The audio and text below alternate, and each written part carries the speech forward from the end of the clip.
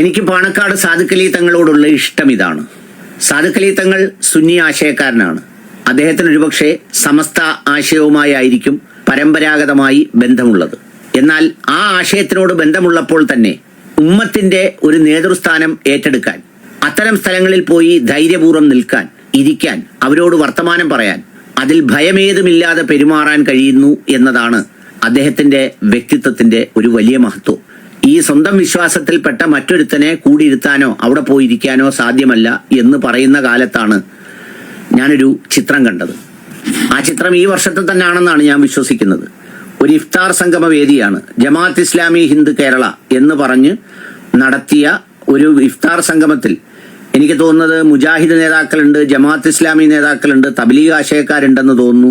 അങ്ങനെ വ്യത്യസ്തമായ ആശയക്കാരെല്ലാം ഉള്ളതിന്റെ നടുവിൽ നിന്ന് നിവർന്നു നിന്ന് വർത്തമാനം പറയുന്ന, അല്ലെങ്കിൽ ഒരു സമൂഹത്തിന്റെ, ഒരു ഉമ്മത്തിന്റെ നേതാവ് എന്ന തരത്തിൽ ഉൾക്കൊള്ളാനുള്ള, അത് മനസ്സിലാക്കാനുള്ള, അതിന്റെ വൈരുദ്ധ്യങ്ങൾക്കപ്പുറത്ത് ആ അനിവാര്യമായ ഒന്നിച്ചിരുത്തത്തിന്റെ മനോഹാരിത പലപ്പോഴും സാദിഖ് അലി തങ്ങൾ പ്രകടിപ്പിക്കാറുണ്ട്. ബഹുമാനപ്പെട്ട സാദിഖ് അലി ശിഹാബ് തങ്ങളെ ട്രോളുന്ന ഒരു വീഡിയോ ആയിട്ടാണ് എനിക്കിത് ഫീൽ ചെയ്തത്. കാരണം ആ വൈരുദ്ധ്യങ്ങൾക്കപ്പുറത്ത് ഒന്നിച്ചിരിക്കലിൻ്റെ ഒരു മനോഹാരിത സൃഷ്ടിക്കുക. അപ്പോൾ ഇതിൽ വൈരുദ്ധ്യം ഉണ്ട് എന്ന് മൂപ്പര് തന്നെ പറയാണ്. സുന്നി ആശയത്തിൽ നിൽക്കുമ്പോൾ തന്നെ സുന്നി ആശയത്തെ ലംഘിക്കുക എന്ന് പറഞ്ഞതുപോലെ ഉള്ള ഒരു വർത്താനാണ് ഈ ചങ്ങായി പറയണത്. കാരണം നമുക്കറിയാം, ബഹുമാനപ്പെട്ട സാദിഖ് അലി ശിഹാബ് തങ്ങൾ തന്നെ അദ്ദേഹം സത്യധാരയ്ക്ക് നൽകിയ ഒരു അഭിമുഖത്തിൽ അദ്ദേഹം പറയുന്നുണ്ട്, ബഹുമാനപ്പെട്ട ശംസുൽ ഉലമ എന്നോട് പറഞ്ഞിരുന്നു ബിദഈ പരിപാടികളിൽ പങ്കെടുക്കരുത് എന്ന് ശംസുൽ ഉലമ എന്നോട് പറഞ്ഞിരുന്നു എന്ന് അദ്ദേഹം പറയുന്നുണ്ട്. അപ്പോൾ ബിദഅകളുടെ പരിപാടിയിൽ പങ്കെടുക്കരുത്, ഇതൊരു ചട്ടക്കൂടാണ്. സുന്നി ആശയം, ആദർശം എന്ന് പറഞ്ഞാൽ, അതുപോലെ ഇസ്ലാം എന്നൊക്കെ പറഞ്ഞാൽ അതൊക്കെ ഒന്നാണ്. അത് ഒരു ആദർശ സംഹിതയാണ്. അതിന് ചില അതിർവരമ്പുകളുണ്ട്, അതിൻ്റെ അപ്പുറത്തേക്ക് പോകാൻ പാടില്ല. ഈ കാര്യം തുറന്ന് സമ്മതിച്ച, വിശ്വസിക്കുന്ന ആളാണ് സാദിഖ് അലി ശിഹാബ് തങ്ങൾ. അതുകൊണ്ടാണ് അദ്ദേഹം സുന്നി ആദർശത്തിൽ നിൽക്കുന്ന ആളെന്ന് അനിൽ മുഹമ്മദ് പറഞ്ഞത്. പിന്നെ മറ്റൊരു സ്ഥലത്ത് പോകാൻ പാടില്ല, അവിടെ പങ്കെടുക്കാൻ പാടില്ല, അവിടെ ഇരിക്കാൻ പാടില്ല എന്നൊക്കെ സങ്കുചിത മനോഭാവമാണ്, അതൊന്നും പാടില്ല എന്ന് അനിൽ മുഹമ്മദ് പറഞ്ഞു വെക്കുമ്പോൾ, നമ്മൾ ജീവിക്കുന്ന ഈ സാമൂഹിക, സാംസ്കാരിക, രാഷ്ട്രീയ പശ്ചാത്തലങ്ങൾ ഇവിടെ തന്നെ നമ്മൾ ആലോചിച്ച് നോക്കൂ. എത്ര സങ്കുചിതരായിട്ടാണ് നമ്മൾ ജീവിക്കുന്നത്, അല്ലേ? ഇപ്പോൾ 2020 ലോകകപ്പ്, ക്രിക്കറ്റ് ലോകകപ്പ് നടക്കുന്ന സമയമാണ്. പാകിസ്ഥാൻ താരങ്ങൾക്ക് ഇന്ത്യൻ താരങ്ങൾ കൈ കൊടുത്തില്ല എന്നൊരു വിവാദമല്ല, ഒരു ന്യൂസ് നമുക്ക് കാണാൻ സാധിച്ചു. എന്താണ് അതിൻ്റെ കാരണം?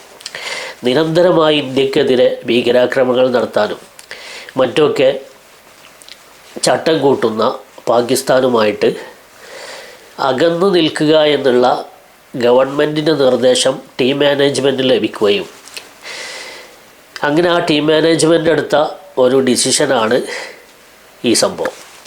അപ്പോൾ അതിലൂടെ സമൂഹത്തിന് നൽകുന്ന സന്ദേശം എന്താണ്?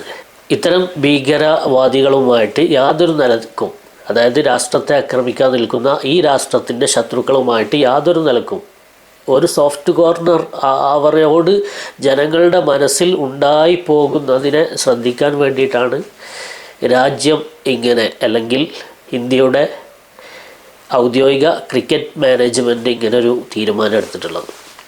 അപ്പോൾ ഇതൊക്കെ ഒരു സങ്കുചിതത്വമല്ലേ എന്നൊക്കെ ചോദിച്ചു കഴിഞ്ഞാൽ എത്രത്തോളം അതിനെ അംഗീകരിക്കാൻ നിങ്ങൾക്ക് തന്നെ ഒരു രാജ്യത്തെ പൗരൻ എന്ന നിലയിൽ നമുക്കെങ്ങനെ സാധിക്കും? അപ്പോൾ ഇതുപോലെ ഓരോന്നിനും ചട്ടക്കൂടുകളുണ്ട്.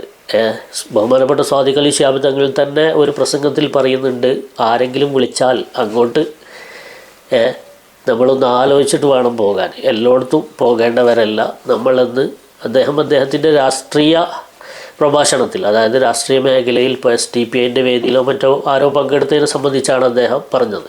ഇതുപോലെ CPMൻ്റെ വേദികളിൽ ചിലപ്പോൾ പങ്കെടുത്താൽ ചില പ്രത്യേക സാഹചര്യത്തിൽ ചിലപ്പോൾ ലീഗിൻ്റെ പ്രവർത്തകർക്ക് നിയമ നടപടി ഉണ്ടാവും, കോൺഗ്രസിൻ്റെ പ്രവർത്തകർക്ക് ഉണ്ടാവും, തിരിച്ചും ഉണ്ടാവും. ഇതെല്ലാം നമ്മുടെ ചുറ്റുപാടുകളിൽ നടക്കുന്നൊരു യാഥാർത്ഥ്യമാണ്. ഇതേപോലത്തെ ചട്ടക്കൂട്, ചില നിയമങ്ങൾ, ചട്ടങ്ങൾ ഏതിലുണ്ട്? മതത്തിലുമുണ്ട്. ആ മതത്തിൻ്റെ നിയമങ്ങൾ അംഗീകരിക്കുന്ന ആളാണ് ആര്? ബഹുമാനപ്പെട്ട സാദിഖ് അലി ശിഹാബ് തങ്ങൾ. മാത്രമല്ല, ഈ അനിൽ മുഹമ്മദിനോട് നമ്മൾ പറഞ്ഞിട്ടുള്ള ഒരു കാര്യമാണ്, സമസ്തൻ്റെ ആശയങ്ങളെ പറയുമ്പോൾ അതിനെ വിമർശിക്കുമ്പോൾ അത് സങ്കുചിതമാണ് എന്നൊക്കെ പറയുമ്പോൾ അതിൻ്റെ നയങ്ങൾ എന്താണ്, അതിൻ്റെ നിലപാടുകൾ എന്താണ് എന്ന് കൃത്യമായിട്ടെങ്കിലും അതെങ്കിലും പഠിക്കണം. കാരണം സമസ്ത നിരവധി പ്രമേയങ്ങൾ ഇതുമായി ബന്ധപ്പെട്ട് ഇറക്കിയിട്ടുണ്ട്.